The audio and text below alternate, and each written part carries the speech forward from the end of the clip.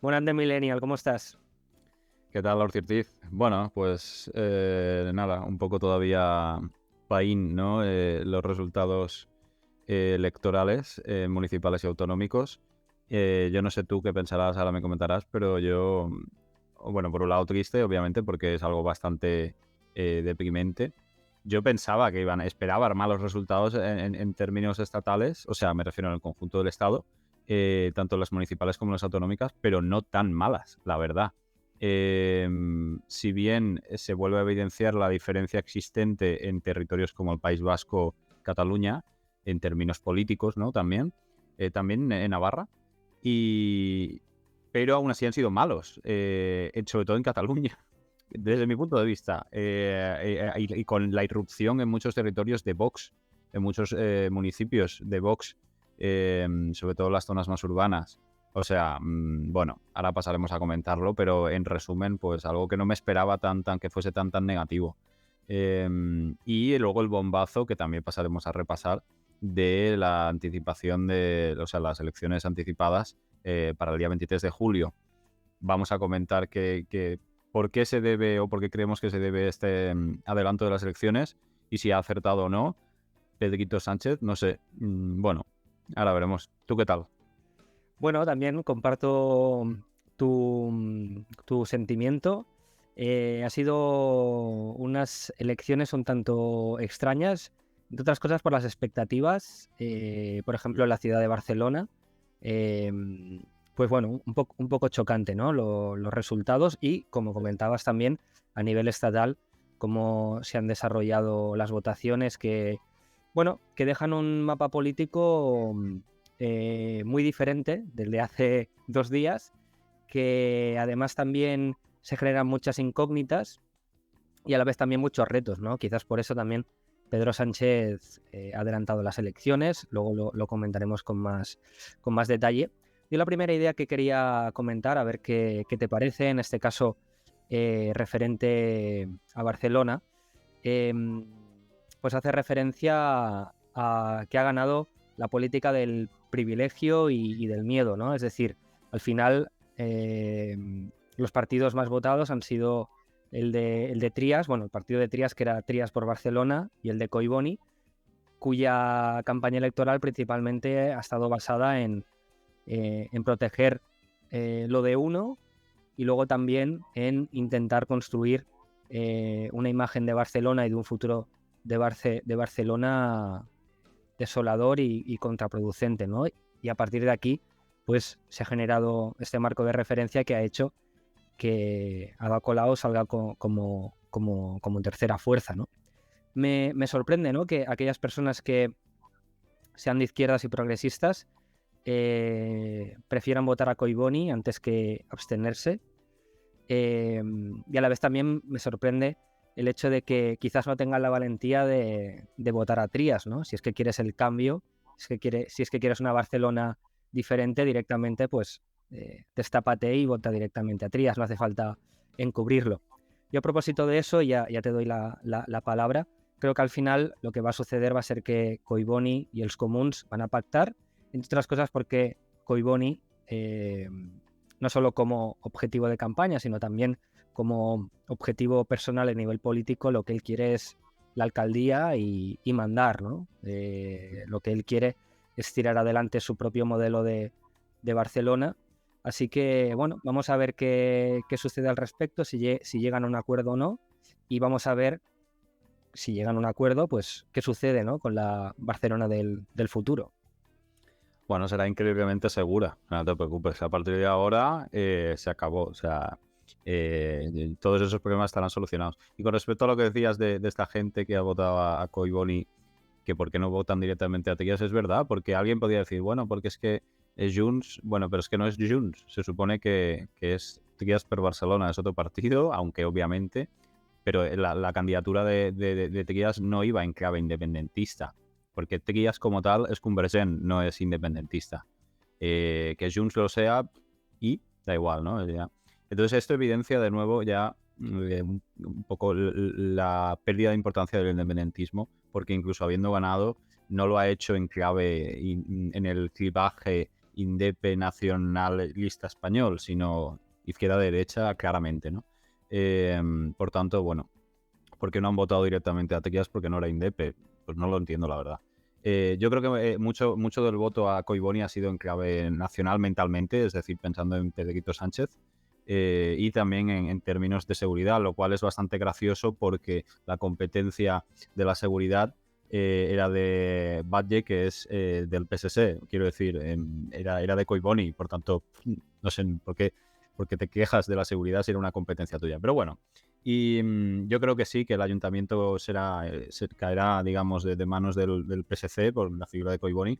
Pero bueno, tienen 19 escaños, 10 el PSC, 9 que Colau, Barcelona en Comú, por tanto estará bastante equilibrado el reparto de poderes porque prácticamente es 50-50. Imagino que si hiciese falta, Esquerra se abstendría y de facto estaría dando apoyo. Fue gracioso cuando Trías dijo ayer seré alcalde. Yo pensando, ¿cómo? O sea, no hay que ser Einstein, no hay que ser un genio de las matemáticas para saber que no vas a serlo, ¿no? Pero bueno, supongo que de cara a la galería pues tenía que decirlo. Y es una pena, en resumen, los resultados en Barcelona. Porque no sé, entiendo que una tercera legislatura es complicado convencer, ilusionar a la gente, porque no se ha cumplido con mucho de lo que estaba recogido en los programas de las dos anteriores legislaturas. Pero bueno, hay que tener en cuenta la aritmética de los gobiernos respectivos y muchísimos otros factores, ¿no? Pero bueno, teniendo en cuenta cómo ha salido el percal en muchos otros territorios del Estado, igual hay que estar hasta contentos, no lo sé. Y eso es lo que opino con respecto a Barcelona. Yo más o menos pensaba que iban a ser así. No pensé que Trías fuese a ganar, sinceramente. Pensé que sería o Collboni o Colau, la verdad. Pero bueno, al final básicamente va a ser exactamente lo mismo, porque Trías no va a ser alcalde. Y luego ya pasando en términos generales, la verdad que, bueno, me esperaba que fuesen resultados malos, como he dicho, pero no tanto. Por un lado se ha evidenciado la desaparición efectiva de Podemos, de la marca, también de Ciudadanos, aunque ya había desaparecido, ya lo sabíamos, pero bueno. Y por otro lado, la relevancia o el aumento de relevancia como partido de apoyo de Vox con respecto del PP. Supongo que se puede entender como algo positivo que el PP requiera de otro tercer partido, o sea, de un segundo partido, para gobernar, pero lo malo llega cuando te enteras que ese partido es Vox y que el PP sin duda va a estar dispuesto a pactar con ellos donde haga falta. A nivel municipal no es necesario porque se puede gobernar con la lista más votada, si dan los números, pero en las autonómicas sí que llegarán a acuerdos fijo. Y bueno, ¿esto qué consecuencias tendrá para las elecciones anticipadas del 23 de julio? Pues bastantes. Si quieres pasamos a hablar un poco de las razones y yo doy mi opinión y ya me callo, de por qué Pedrito ha adelantado las elecciones. La verdad que me ha sorprendido bastante, yo no me lo esperaba para nada. Por un lado, imagino que se intenta evitar los 6 meses de desgaste de mira qué mal han salido los resultados para el PSOE y para la izquierda en estas municipales y autonómicas, pues, y que eso le afecte más cada vez al PSOE en las elecciones generales que hubiera en noviembre o diciembre. Y por otro lado, para dificultar también quizás la configuración de una candidatura potente por parte de la izquierda más allá del PSOE, ¿no? Y que decante el voto hacia el voto útil, ¿no? Mucha gente dirá, joder, es que Yolanda pues, creo me gusta, pero no sé si tiene posibilidades efectivas, voto a Pedro Sánchez. Y creo que esas son las razones esenciales, pero ojo porque yo desde el punto de vista del que me lo he planteado sales muy dañado de estas elecciones municipales y autonómicas. Te arriesgas a... Es como muy evidente la estrategia de Virgencita que me quede como estoy, ¿no? No aspira a ganar, aspira a no perder más. Me ha sorprendido, hoy veía distintos medios digitales, ¿no?, que comentaban que Pedro Sánchez, al adelantar las elecciones, también lo que hace es poner en la esfera pública un tema que opaca los resultados de ayer, ¿no? Es decir, a partir de ahora de lo que se va a hablar va a ser las elecciones, de las próximas elecciones. Pero mi reflexión a todo esto es que quizás el hecho de anticipar elecciones lo que se busca es frenar el efecto bola de nieve que puede suponer el hecho de que tanto PP como Vox pacten y gobiernen a nivel autonómico, y quizás a nivel municipal se puedan dar algunos pactos, ¿no? También escuchaba que vamos a ver que si el hecho de llegar a estos pactos entre PP y PSOE y Vox, perdón, puede ser un elemento en negativo de cara al Partido Popular para las elecciones, para las próximas elecciones. Pero yo creo que el votante de derechas que vota a PP y a Vox no le importa que pacten, o sea, ya sabe lo que hay. Quiero decir, el que vota al PP lo vota por sus motivos, no es algo excluyente el hecho de no hacerlo, ¿no? Quizás esto se puede aplicar más a personas que se sienten indecisas, ¿no? El hecho de pensar, hostia, voy a darle un voto a un partido que luego va a pactar con la extrema derecha. Pero tendríamos que ver el porcentaje de indecisos, ¿no? Al final no creo que sea tan relevante. Por lo tanto, por un lado, el hecho de intentar frenar esta bola de nieve, este efecto.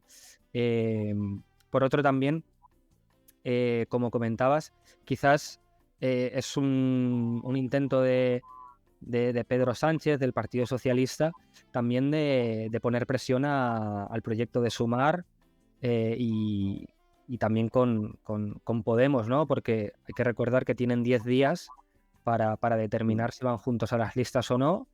Y vamos a ver, porque, bueno, si van juntos, puede haber posibilidades de que entren con fuerza la izquierda a la izquierda de la izquierda, ¿no? Que se dice. Y si no, pues volveremos a lo de siempre, ¿no? Una izquierda fragmentada, perdón.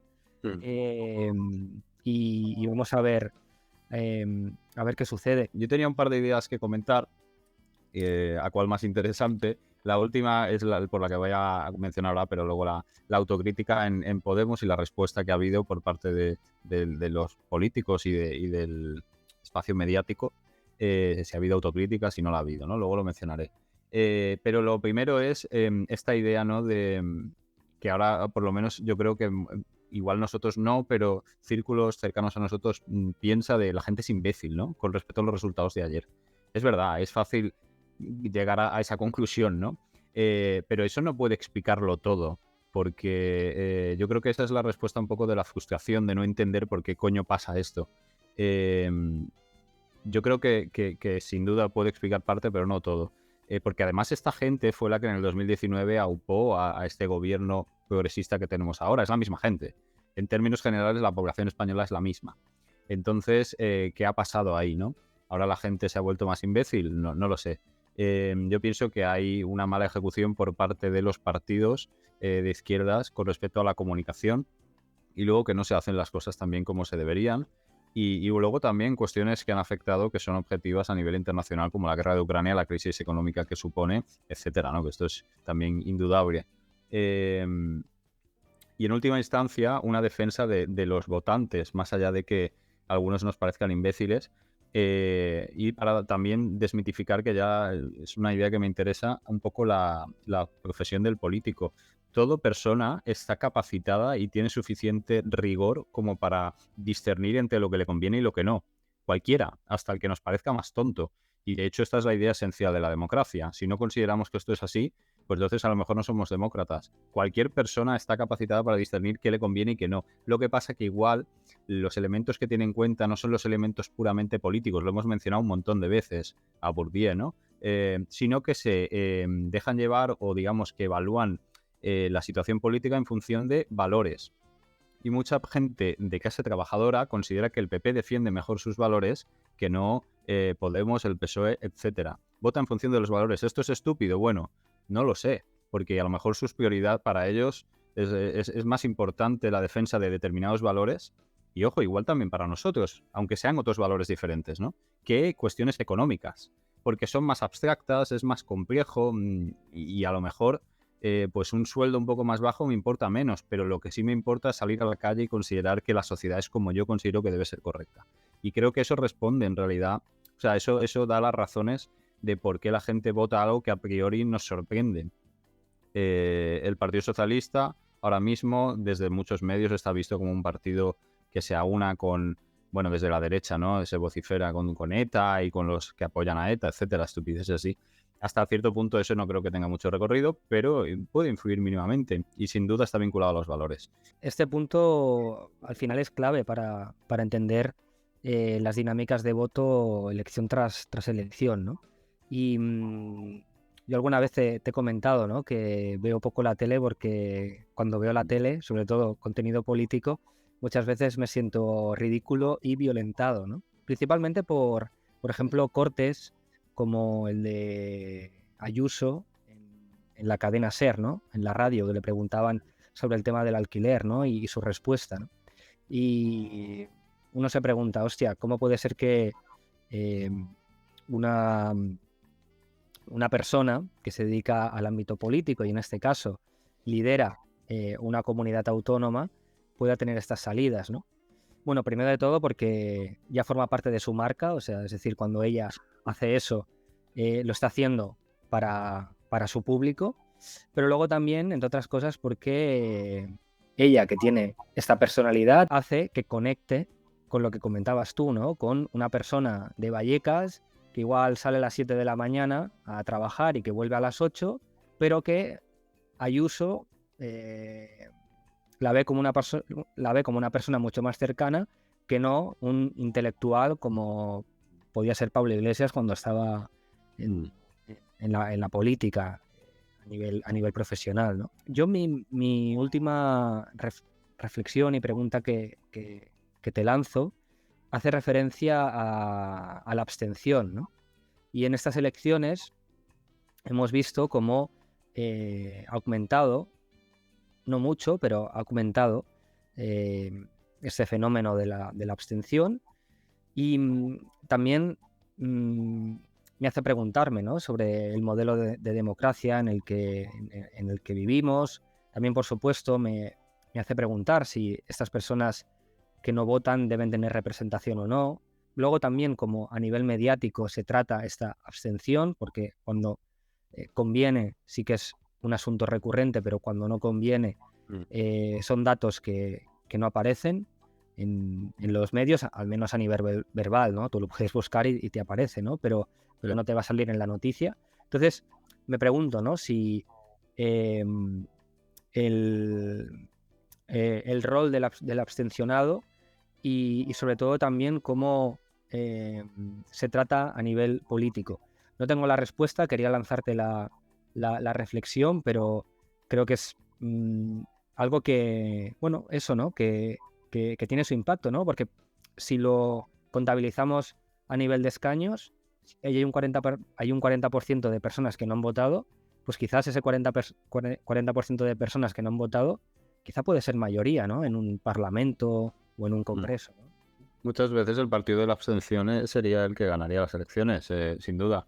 Para empezar, hay que también un matiz importante, hay dos tipos a grosso modo hay dos tipos de abstencionistas, el que lo es porque le suda la polla y ya está, y el que lo es de una manera crítica, digamos, ¿no? Supongo que esto se da más en las generales, pero la mayoritaria sin duda es el del que le suda la polla. Esto evidencia problemas importantes democráticos y de la democracia representativa, y es peligroso. Supongo que ¿quién puede interpelar a este abstencionado en términos mayoritarios? Pues más la izquierda a priori. Pero yo creo que Vox, por ejemplo, cuando empezó a adquirir más importancia, también interpeló a parte de este abstencionado. No solo le ha robado votos al PP, Vox, les ha robado algunos, pero también mucho a gente que no iba a votar. El típico puto loco que tenía el pin de Franco y tal, estos votan a Vox, ¿no? Obviamente, y estos muchas veces ni votaban. Eran como una especie de outsiders, ¿no? Anarquistas, entre muchísimas comillas. Ellos se autoidentificaban así, libre pensadores y tal, ¿no? Este tipo de personas son abstencionistas. Eran, ¿no? Ahora votan a Vox. Entonces es curioso, a priori quizás el abstencionado se decantaría más a la izquierda porque se supone que la izquierda cambia un poco la situación y la derecha es más conservadora y por tanto defiende el statu quo. Pero bueno, ahora ser políticamente incorrecto también es guay en la derecha, entre otras cuestiones porque determinados valores que defiende la izquierda hegemónica, que sería el PSOE en España, ya son mainstream, ¿no? Ya son hegemónicos esos valores, por tanto tiene sentido que... Pero bueno, esto es una chapa un poco que se va del tema. Entonces yo pienso que el abstencionado, bueno, será un fenómeno que crezca, lamentablemente. Esto deteriorará la salud de la democracia en Occidente y responde a la ineficiencia de la democracia representativa. Antes mencionaba que cualquier persona es capaz de discernir entre lo que le conviene y lo que no, porque se ve en otros ámbitos de la vida, ¿no? Pero perfectamente capaz. Ojalá llegue el día en que determinados cargos públicos se escojan por sorteo, como se hacía en la democracia clásica de Grecia, por ejemplo, de la Grecia clásica. Porque de verdad que funciona. A ver, obviamente a nivel macro, en sociedades con millones y millones de personas es muchísimo más complejo, ¿no? Pero son estrategias que se pueden como mínimo plantear y yo creo que la gente cuando se siente implicada, o sea, y que su implicación tiene consecuencias, se informa más, participa más como consecuencia, etcétera. La democracia representativa trata a los votantes como meros espectadores y por tanto no te implica así. Como consecuencia crece la abstención.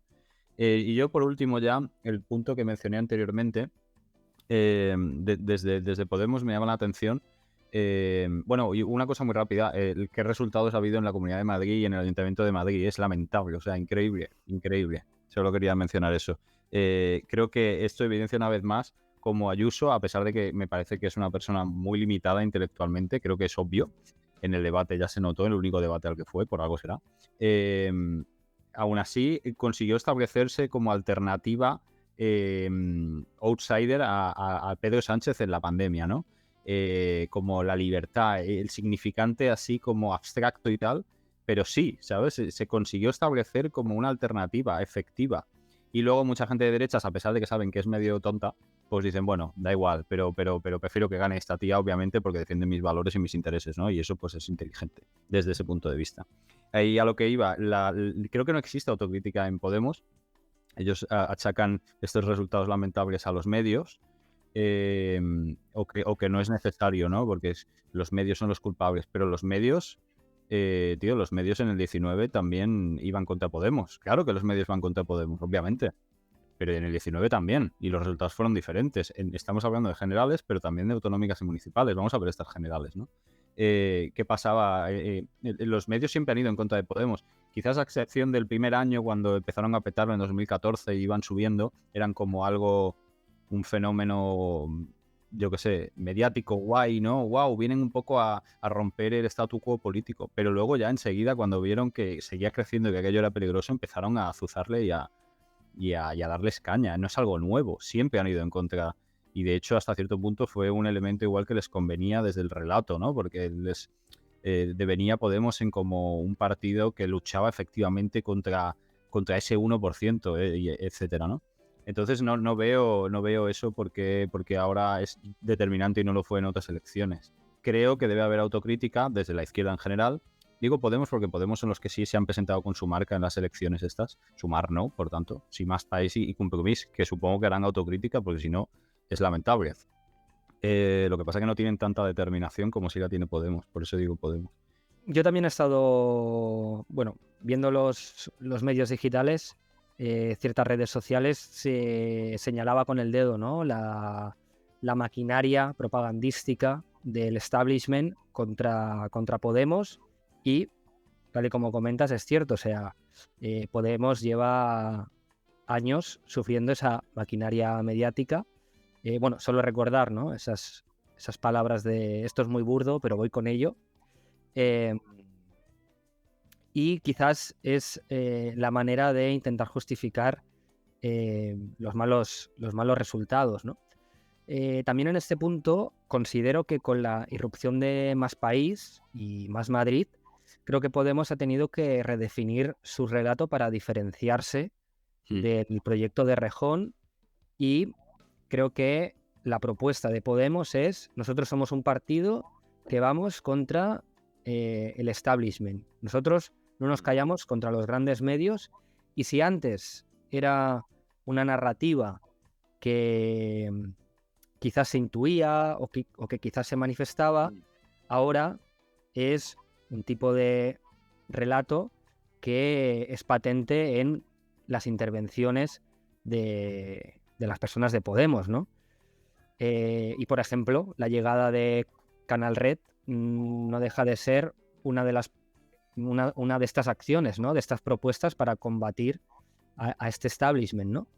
En contrapartida, lo que está haciendo Más País, Más Madrid, la gente de Sumar, que a la vez también me parece interesante. Aquí no incluiría a los comunes, porque, bueno, también a nivel mediático, toda la artillería y propaganda anti-Colau, bueno, pues ahí también hay hemeroteca, ¿no? Para repasarlo. Pero me parece interesante que su posicionamiento y su narrativa, la estrategia de Sumar, lo que busca es llegar a esas mayorías tal y como hace el Partido Socialista.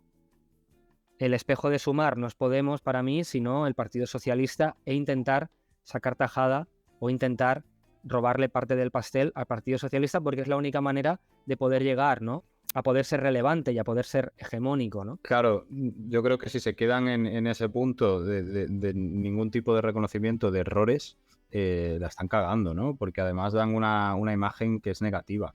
Yo creo que se debe, obviamente los medios han ido en contra de Podemos como siempre, no es un elemento diferencial, ¿no? Pero ahora se arrastra ya de muchos años, bueno, puede influir, o sea, claro que influye, pero yo creo que hay algo más, ¿no? También es verdad la crisis económica derivada de la guerra de Ucrania, el post-COVID, etcétera, todo esto ha afectado al gobierno de izquierdas estatal y las municipales. La gente vota mucho en clave estatal y en las autonómicas, o gran porcentaje de los que han votado lo hacían con la mente en la gestión a nivel estatal, en la Moncloa, ¿no?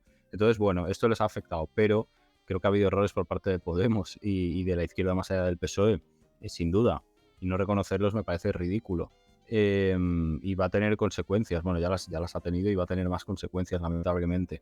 Entonces yo creo que eso hay que mirarlo, hay que ver dónde se pone el foco y cuáles son los intereses que se quieren defender de manera explícita y tratar a la gente no como menos espectadores o como subnormales, sino decirles las cosas claras y cuáles son las competencias efectivas de un gobierno futurible, que son pocas, porque la mayoría se dirime o bien en Europa o bien ya en términos internacionales.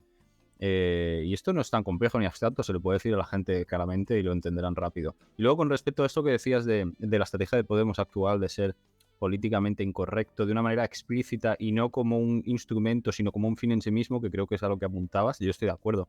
Antes era un instrumento y era bien, estaba bien, ¿no? Les evidenciaba, lo revelaba como partido diferente y tal, pero no era un fin en sí mismo. Ahora, como no les quedan muchas más cosas ya, es un fin en sí mismo ser políticamente incorrectos para diferenciarse de lo hegemónico que es el PSOE.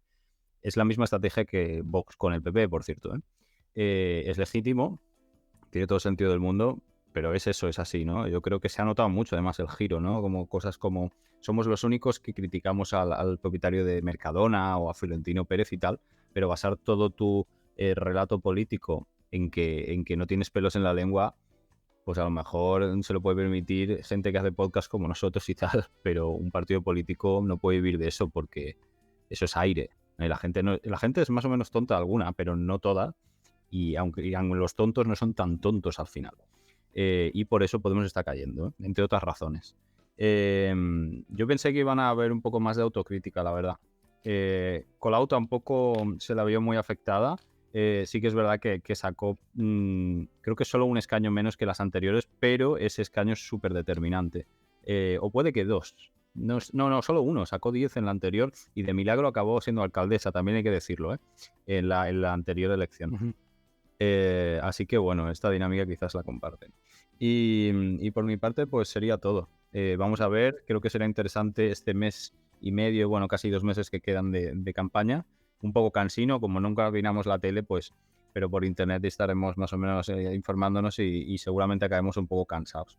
Pero bueno, habrá que ver cómo van los acontecimientos, cómo se desarrollan. Y nada, dejamos aquí el podcast, no sin antes recordar que aquellas personas que quieran seguirnos, pues lo pueden hacer en nuestras redes sociales, aquellas personas que quieran leernos lo pueden hacer en nuestros blogs personales, Y nada, si queréis ver más podcasts de reflexión política, cultural, sociológica, etcétera, simplemente pues entrar al canal y allí está todo.